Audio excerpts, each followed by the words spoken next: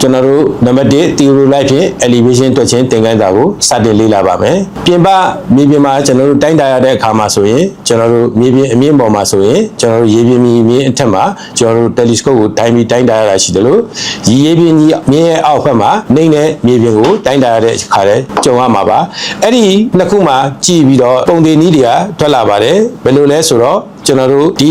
ီတိုင်းတာမှုအားလုံးပြီးသွားတဲ့အခါမှာကျွန်တော်တို့ existing elevation ကနေပြီးတော့ new elevation ကိုတွက်ထုတ်ရတဲ့ဒီ formula ကိုကျွန်တော်ဖတ်ပြပါမယ် existing elevation plus hi plus or minus vd minus rr equal to new elevation ဒီမှာဆိုရင် plus or minus နှစ်ခုရှိတဲ့ဥစ္စာကတော့ကျွန်တော်တို့ plus ဆိုတာကဒီလိုအမြင့်ကိုတိုင်းတာရတဲ့အခါမှာအသုံးပြုရတယ်ဒီ minus ဆိုတဲ့အခါကဒီလိုမြေပြင်အနှိမ့်ကိုတိုင်းတာတဲ့အခါမှာ minus formula ကိုအသုံးပြုရမှာဖြစ်ပါတယ်အဲ့ဒီမှာဆိုရင် existing elevation ဆိုတာကငကို basement မှာရှိတဲ့ကျွန်တော်တို့ bm 100ဆိုတဲ့သတ်မှတ်ချက်ရှိတဲ့ existing elevation ခေါ်ပါတယ် hi ဆိုတာကတော့ကျွန်တော်တို့အခု instrument ကိုထိုင်ထားတယ်အဲ့ဒီမှာအောက်က basement ရှိတယ် basement ပေါ်မှာဆိုရင်ဒီ theodolite ရဲ့ center မှာကျွန်တော်တို့အမြင့်ဘလောက်ဆိုတဲ့ဥစ္စာကိုကျွန်တော်တို့ပေးဂျိုးနဲ့တိုင်းတာပြီးတော့ hi ကိုကျွန်တော်တို့သတ်မှတ်လို့ရပါတယ်သတ်မှတ်လို့မရတဲ့ဥစ္စာကတော့ကျွန်တော်တို့ဒီ vd ပဲဖြစ်ပါတယ်ဒီ vd ကိုတော့ကျွန်တော်တို့နောက်ပိုင်းမှာပုံသင်နည်းနဲ့ရှာပါမယ်ဒီ rr ဆိုတာကဒီမှာ road reading လို့ခေါ်ပါတယ် road reading ဆိုတာကဒီမှာဆိုရင်ကျွန်တော်တို့ပေတံကိုဖတ်တဲ့ဖတ်ချက်ပါmiddle hairline ကိုဖတ်တဲ့ဖတ်ချက်ကိုကျွန်တော်တို့မှတ်သားရမှာပါဒီမှာဆိုရင်လည်းပေတံကိုဖတ်တဲ့ဖတ်ချက် middle hairline ကိုဖတ်တဲ့ဖတ်ချက်ကိုမှတ်သားရမှာပါဒီ formula အတိုင်းတွန်းမယ်ဆိုရင်ကျွန်တော်တို့ကလိုအပ်နေတဲ့ vd ကိုကျွန်တော်တို့ရှာဖို့အရေးကြီးလာပါပြီ vd ကိုဘယ်လိုပုံစံရှာမလဲဆိုရင်ဒီမှာကျွန်တော်တို့ကတရိကံပုံလေးနဲ့ Pythagoras theorem ကိုအသုံးပြုပြီးတော့ဒီ formula လေးကိုကျွန်တော်တို့အသုံးပြုထားပါတယ် vd equal to st into sin theta vd ဆိုတာကတော့ vertical distance ကျွန်တော်တို့လိုချင်တဲ့ vertical distance ပါ st ဆိုတာက slope distance ဒီမှာဆိုရင်ကျွန်တော်တို့ကမြေပြင်အမြင့်ကိုတိုင်းတဲ့အခြေအနေမှာတွေ့တဲ့ slope distance ဒါကတော့မြေပြင်အနှိမ့်မှာနှိမ့်သွားတဲ့မြေပြင်မှာတိုင်းတာတဲ့ slope distance ပဲဖြစ်ပါတယ်ဒီ slope distance ကိုဘယ်ကနေကြည့်မလဲဆိုရင်ကျွန်တော်တို့ telescope မှာရှိတဲ့ cross hairline တွေ upper hairline lower hairline ခြားနာခြင်းရှိမှာပါ upper hairline ကနေ lower hairline ကိုကျွန်တော်တို့ instrument ရဲ့ stadial constant တရားနဲ့မြှောက်ရင်ကျွန်တော်တို့ slope distance ကိုရရှိမှာပဲဖြစ်ပါတယ်အဲ့ဒီမှာ vd အတွက် slope distance တစ်ခုရပြီဟုတ်ပြီနောက်တစ်ခု sin theta theta ရဲ့ကိစ္စလေးကိုကျွန်တော် theta ရဲ့တန်ဖိုးလေးကိုရှာပုံရှာနည်းလေးကျွန်တော်ပြောချင်ပါတယ် sin ဆိုတာတော့အားလုံးနားလည်ပါတယ်trigonometry က sin ပဲဖြစ်ပါတယ်အဲ့ဒီမှာ theta တန်ဖိုးဘယ်လိုရှာမလဲဟောဒီပုံမှာကြည့်ပါကျွန်တော်တို့ကရိယာတစ်ခုရဲ့ဥအောင်ထိတ်တက်ကိုဇင်းနဲ့0ကျွန်တော်တို့ထားထားပါတယ်ဒီမှာလဲဇင်းနဲ့0ထားရတယ်ဒီမှာဇင်းနဲ့0ထားရတယ်အဲ့ဒီပုံကနေကြည့်ပြီးတော့ကျွန်တော်ဇင်းနဲ့0ထားတဲ့အတွက် horizontal ကိုကျွန်တော်တို့90သတ်မှတ်ထားပါတယ်ဟောဒီမှာဆိုလဲ horizontal ကို90သတ်မှတ်ထားပါတယ်ဒီမှာဆိုရင်ရေပြင်ကြီးတိုင်းလဲ90သတ်မှတ်ထားတယ်အဲ့ဒီ90ကနေပြီးတော့ကျွန်တော်တို့ဇင်းနဲ့0ကနေပြီးတော့90ဒီဂရီကိုကျွန်တော်တို့ကရေပြင်ကြီးကိုသတ်မှတ်ထားတယ်အဲ့ဒီမှာဇင်းနဲ့0ဒီဂရီကနေပြီးတော့ကျွန်တော်90အထိမပြည့်ဘူးဆိုရင်ဒီမှာ theta တန်ဖိုးကိုတွက်လို့ရပါတယ်ဒီဟာဘာလဲဆိုတော့ကျွန်တော်တို့ vertical angle ဆိုပြီးတော့ theodolite ရဲ့ screen မှာပေါ်လာတဲ့ angle ပဲဖြစ်ပါတယ်အဲ့တော့90ပြည့်ဖို့ဆိုတဲ့ဥစ္စာကိုဘယ်လိုတွက်မလဲဆိုရင်အဲ့ဒီရေပြင်ကြီးကို90ရောက်မယ်90တဲကနေပြီးတော့ကျွန်တော်တို့ vertical angle ကိုကျွန်တော်နှုတ်လိုက်တယ်ဆိုရင်ဒီ theta ကိုရပါတယ်ဒါကအပေါ်မြေပြင်အမြင့်ကိုကျွန်တော်တိုင်းတဲ့အခါမှာသုံးရမယ့်ပုံစံဖြစ်ပါတယ်90အနှုတ်ဒီမှာ vertical angle ကိုနှုတ်လိုက်မယ်ဆိုရင်ဒီ theta လေးကိုရပါမယ်ဟုတ်ပြီကျွန်တော်တို့မြေပြင်ကြီးအနှိမ့်ကိုကျွန်တော်တို့တိုင်းတဲ့အခါမှာ theta တန်ဖိုးဘယ်လိုရမလဲအဲ့တော့ zenith 0ကနေပြီးတော့ကျွန်တော်တို့လှည့်တယ်90ဒီဂရီကျွန်တော်တို့ horizon နဲ့ကျော်သွားတဲ့အခါမှာဖြစ်ပေါ်လာတဲ့ဒီဂရီ vertical angle ကိုကျွန်တော်တို့ vertical angle တွေကနေပြီးတော့ဒီရေပြင်ကြီး90ကိုနှုတ်ခြင်းအပြင်ကျွန်တော်ဒီ theta တန်ဖိုးရပါမယ်နောက်တစ်ခါကျွန်တော်ပြောပြပါမယ်ကျွန်တော်တို့မြင့်တောက်ကိုကြည့်မယ်မြေပြင်အမြင့်ကိုတိုင်းမယ်ဆိုရင်90ဒီဂရီတွေကနေပြီးတော့ဒီကျွန်တော်တို့ theodolite မှာတွေ့တဲ့ vertical angle ကိုနှုတ်မယ်တကယ်လို့မြေပြင်အနှိမ့်ကိုကြည့်ခဲ့တယ်ဆိုရင်ကျွန်တော်တို့ vertical angle တွေကနေပြီးတော့90ဒီဂရီကိုနှုတ်ခြင်းအပြင်မြေပြင်အနှိမ့်ဒီဂရီ theta ကိုရရှိမှာဖြစ်ပါတယ်အဲ့ဒီမှာကြည့်လိုက်မယ်ဆိုရင် slope distance upper hairline lower hairline နှုတ်ခြင်းကနေပြီးတော့ကျွန်တော်တို့ stadial constant တရားနဲ့မြောက် slope distance ရပြီ sin theta လည်းရပြီဆိုရင်ကျွန်တော်တို့ vertical distance ဆိုတာရပါမယ်အဲ့ဒီကနေပြီးတော့ဒီ formula အတိုင်းကျွန်တော်တို့တက်သွားခြင်းအပြင် new elevation တစ်ခုကိုလက်ကူစာရရှိမှာပဲဖြစ်ပါတယ်အခုသင်ခန်းစာကတော့ theodolite ဖြင့် possession တွက်ချက်ခြင်းပဲဖြစ်ပါတယ် possession တွက်ချက်ခြင်းဆိုတဲ့အခါမှာကျွန်တော်တို့ရှေ့ရသင်ခန်းစာမှာဆိုရင်ကျွန်တော်တို့ကအသုံးမပြုခဲ့တဲ့ horizontal angle horizontal distance ပြီးသွားတဲ့အခါကျ compass degree ဒီဥစ္စာတွေကိုအသုံးပြုပြီးတော့တွက်ချက်ရမှာပဲဖြစ်ပါတယ် theodolite တစ်ခုကိုမြေပြင်မှာကျွန်တော်တို့ထိုင်မယ်ဆိုရင် horizontal circle တစ်ခုလိုပါတယ်အဲ့ဒီ horizontal circle တစ်ခုကိုကြည့်ပြီးတော့မြောက်ဘက်ကို0 degree ဒါမှမဟုတ် compass degree ကိုထားပြီးတော့ကျွန်တော်တို့သွားရပါတယ်အဲ့ဒီကမှာဆိုရင်မြောက်ရက်0ကနေပြီးတော့ကျွန်တော်တို့ဒီမှာ include angle 0 theta လေးကိုရရှိမှာဖြစ်ပါတယ် horizontal distance ကကျွန်တော်တို့ရရှိပြီးဖြစ်ပါတယ်တွက်ချက်တဲ့အတိုင်းကျွန်တော်တို့ horizontal distance ရဲ့down degree ရဲ့ရရှိပြီးတဲ့အခါမှာဒီ point position အဲ့ဒီမှာ step ထိုင်ပြီးတော့ကျွန်တော်တို့တိုင်းခဲ့ရပါတယ်အဲ့ဒီမှာ point ရဲ့ position ကိုရရှိမှာဖြစ်ပါတယ် point ရဲ့ position ကိုတွက်ထုတ်ရတဲ့ပုံသဏ္ဍာန်တွေကတော့ eastern ဆိုရင် sin theta plus sin theta into ht formula နဲ့တွေ့ရပါတယ် eastern ဆိုဒီမှာကတော့ကျွန်တော်တို့အရှိရက်ဘက်ကိုရွေးရှားသွားတဲ့ position ဖြစ်ပါတယ်ဘာကြောင့် sin theta နဲ့ပြရလဲဆိုရင်ဒီမှာဒီ theta လေးရဲ့တန်ဖိုးကကျွန်တော်တို့ဒီဟိုဆိုရင်ဒီ point ကနေပြီးတော့ဒီလိုရွေးရှားသွားတဲ့ဥစ္စာကကျွန်တော်တို့မျက်နှာချင်းဆိုင်အနာဖြစ်တဲ့အတွက် sin theta နဲ့ horizontal distance နဲ့ကျွန်တော်တို့တွက်ချက်ရမှာဖြစ်ပါတယ်ဒီမှာ northern ကိုကြတော့ cos theta into ht cos theta ကဘာကြောင့်ဖြစ်ရလဲဒီမှာဆိုရင်ကျွန်တော်တို့ဒီ theta တန်ဖိုးလေးကကျွန်တော်တို့ဒီ theta တန်ဖိုးလေးကဆိုရင်ဒီမှာအကျက်ဆက်အနာနီးစပ်အနာဖြစ်နေပါတယ်ဒီနီးစပ်အနာရွေးရှားသွားတဲ့ဥစ္စာကိုကျွန်တော်တို့ကတွက်ချက်ရမှာဖြစ်ပါတယ်အဲ့ဒီအတွက် cos theta တန်ဖိုးထွက်ပါတယ်အဲ့ဒီမှာဆိုရင်ကျွန်တော်တို့ဒီ formula အတိုင်းကိုကျွန်တော်တို့တွက်မဲ့ဥစ္စာဆိုရင်ဒီမှာဒီတရိကန်3ခုကိုအခြေခံပြီးတော့တရိကန်2ခုကိုအခြေခံပြီးတော့ကျွန်တော်တို့တွက်ချက်ရခြင်း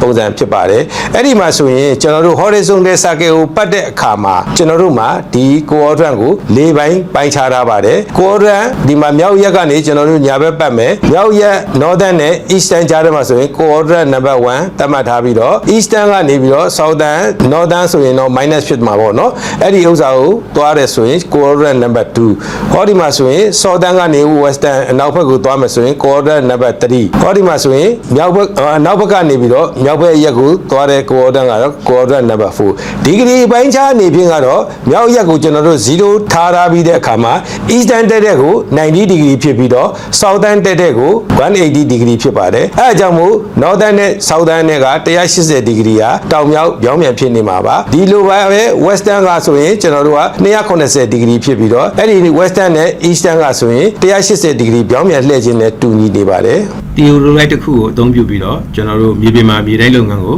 အသုံးပြုခဲ့တဲ့ trumpet fee record form ဖြစ်တဲ့နည်းကိုဒီဥစ္စာကတော့ trumpet form ပါဒါကတော့ဒီ data တွေကတော့ကျွန်တော် trumpet ပတ်ရင်းနဲ့ရရှိခဲ့တဲ့ data တွေပဲဖြစ်ပါတယ်ဘယ်လိုပုံစံကျွန်တော် data ကိုရရှိခဲ့လဲဆိုရင်ပထမ AND ဆိုတာကကျွန်တော် reference point တစ်ခုကိုကျွန်တော်တို့ website ကြည့်ခဲ့ပါတယ် BN ကုန်းမှာတော့ကျွန်တော်တို့ station ထိုင်ခဲ့ပါတယ် secretary ကိုအဲ့ဒါ full site အနေနဲ့ကျွန်တော်တို့ A အမှတ်သားကို A point ကိုကျွန်တော်တို့ကြည့်ခဲ့ပါတယ်အဲ့ဒီလိုပဲကျွန်တော်ကြည့်ခဲ့တဲ့ data တွေမှာဆိုရင် instrument height က BN မှာဘယ်လောက်ရမလဲ BN ကုန်းမှာထိုင်တာ horizontal angle အနေနဲ့ကတော့ A မှာကျွန်တော်တို့ကြည့်ခဲ့တဲ့ခါကျတော့ A ကိုလမ်းကြည့်တဲ့ခါကျတော့ horizontal angle အဲ့ဒီ angle ကတော့ကျွန်တော်တို့ဘယ်ရရှိမလဲဆိုရင် theodolite မှာ horizontal angle အနေနဲ့ပြသထားပါတယ်ဒီမှာတော့ vertical angle အနေနဲ့ပြသထားပါတယ်အဲ့ဒီဥစ္စာနှစ်ခုကိုကျွန်တော်တို့ record ရရှိခဲ့ပါတယ်အဲ့ဒီ BN ကုန်းရဲ့ကျွန်တော်တို့ existing elevation ကတော့ကျွန်တော်တို့ဘယ်လောက်ရရှိခဲ့လဲဆိုရင်100ကျွန်တော်တို့သတ်မှတ်ထားခဲ့ပါတယ်နောက်တစ်ခုကကျွန်တော်တို့ antenna ကိုကျွန်တော်တို့ကြည့်ခဲ့တဲ့ဥစ္စာက reference ပါအဲ့ reference ကိုကြတော့ကျွန်တော်တို့ဘယ်လောက် degree နဲ့ရရှိခဲ့လဲဆိုတော့ compass degree 215 degree ရရှိခဲ့ပြီးဖြစ်ပါတယ်ဒါတွေအကုန်လုံးကကျွန်တော်တို့ data record အနေနဲ့သူ့ရဲ့နေရာတိုင်းကျွန်တော်တို့ဖြည့်ဆွက်ခဲ့ပြီးသားဖြစ်ပါတယ်အဲ့ဒီမှာဆိုရင် BN ကုန်းမှာကျွန်တော်တို့က station ထိုင်တယ် antenna တစ်ခုကိုကျွန်တော်တို့ reference ကြည့်တယ်အဲ့ reference ကြည့်ပြီးသွားတာနဲ့ A point ကို full site အနေနဲ့ကျွန်တော်တို့ကြည့်တယ် horizontal angle အနေနဲ့ကျွန်တော်တို့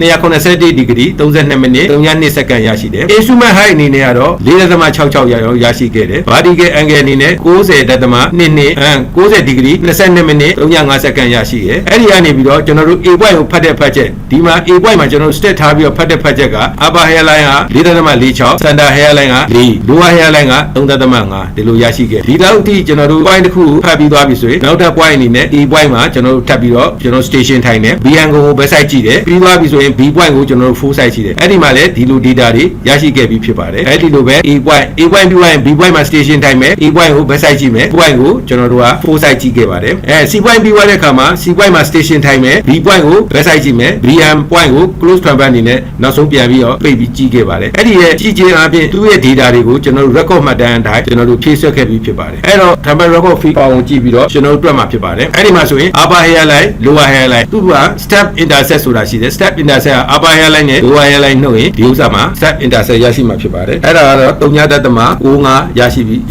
ဖြစ်ပါတယ်အဲ့ဒီကနေပြီးတော့ဆက်တွက်မယ်ဆိုရင်ကျွန်တော်တို့က radial constant 100နဲ့မြောက်တဲ့ခါကျတော့ 95ပေရရှိမှာဖြစ်ပါတယ်အဲ့ဒီလိုပဲကျွန်တော်တို့ A point မှာထိုင်ပြီးတော့ကျွန်တော်တို့ဆက်ပြီးတော့ဖတ်ချက်ကနေပြီးတော့ကျွန်တော်တို့ဒီ slope distance ကိုကျွန်တော်တို့ဆက်တွက်ပါမယ်အဲ့ဒီမှာဆိုရင် upper hairline ဘယ်လောက်လဲ 4.52 lower hairline 3.46 ဘယ်လောက်ရရှိလဲဆိုရင်ကျွန်တော်တို့ 1.39 ရရှိမှာဖြစ်ပါတယ်အဲ့တော့ကျွန်တော် stadium concept တရားနဲ့မြောက်တဲ့ဆိုရင်109ပေဖြစ်ပါတယ်ဒါ slope distance ပါဒီလိုပဲ B point မှာထိုင်နေကျွန်တော်တို့ C point ကို full side ကြည့်တယ် A point ကိုတော့ back side ကြည့်တယ်အဲ့ဒီဟာ data တွေကိုတွက်မယ်ဆိုရင်ကျွန်တော်တို့ step intersect ကဘယ်လောက်ရရှိမလဲဆိုရင်3.96 ရရှိခဲ့ပြီဖြစ်ပါတယ်အဲ့တော့ stadium concept နဲ့မြောက်မယ်ဆိုရင်96ပေရရှိမှာဖြစ်ပါတယ်C point ကနေပြီးတော့ကျွန်တော်တို့ station ထိုင်ပြီးတော့ BM point ကိုကြည့်မယ်ဆိုရင် step intersect က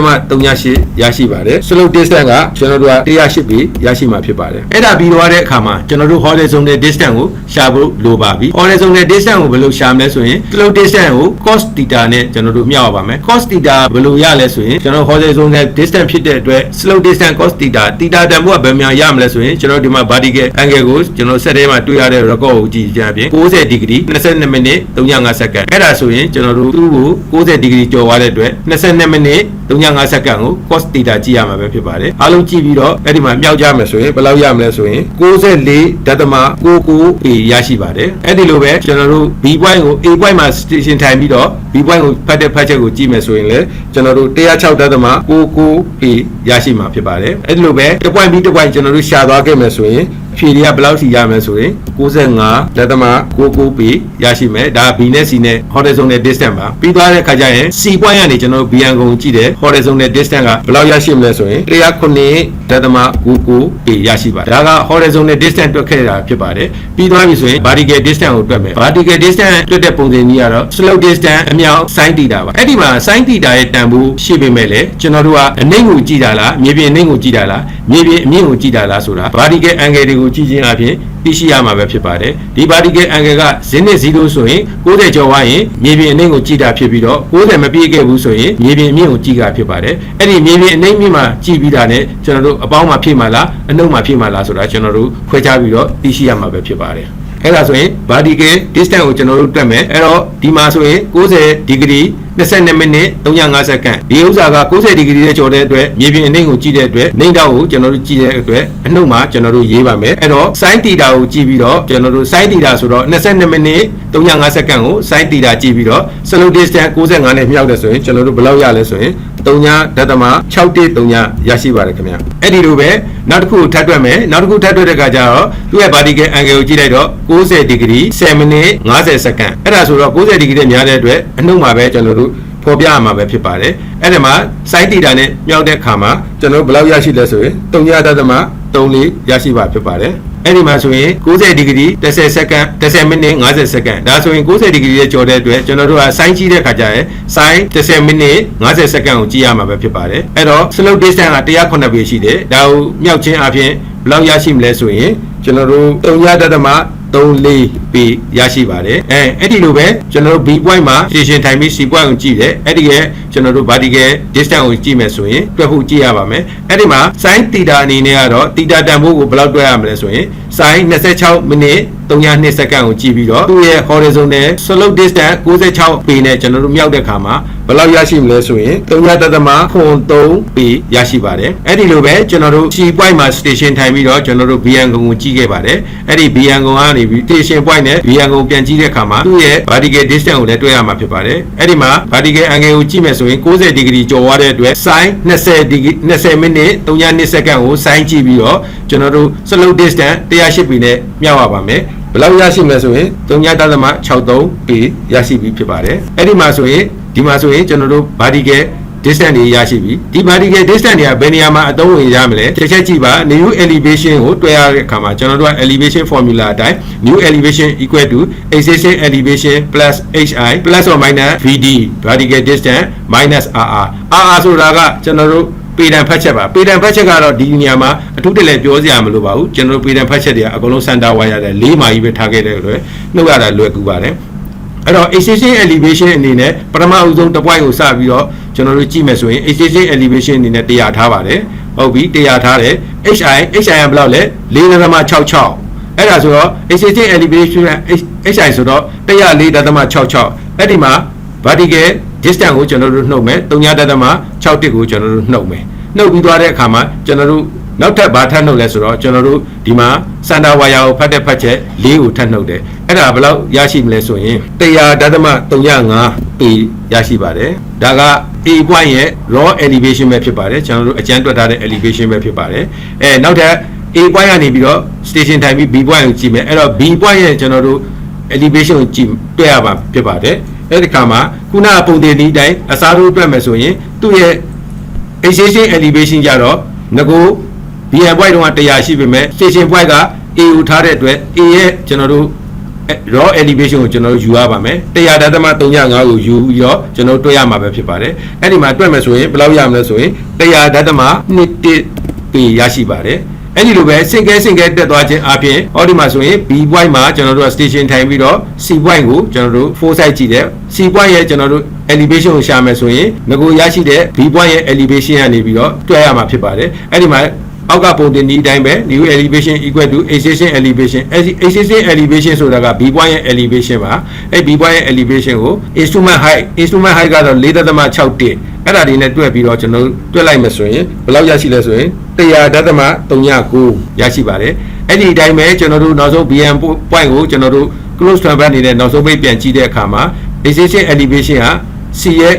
existing elevation ကိုအဓိကထားယူပြီးတော့ကျွန်တော်တို့တွေ့ရမှာဖြစ်ပါတယ်အဲ့ဒီမှာ center wire ပါမယ်ကျွန်တော်တို့ instrument height ပါမယ်အဲ့ဒါဒီနဲ့ပတ်သက်ပြီးတွက်မယ်ဆိုရင်ဘယ်လောက်ရမလဲဆိုတော့99.92အဲ့လိုရရှိပြီးတဲ့အခါမှာဒါကကျွန်တော်တို့ raw elevation ရရှိပြီးဖြစ်ပါတယ်အခုဆိုရင်ကျွန်တော်တို့ငကိုရှိရင်တွေ BM ကိုကျွန်တော်တို့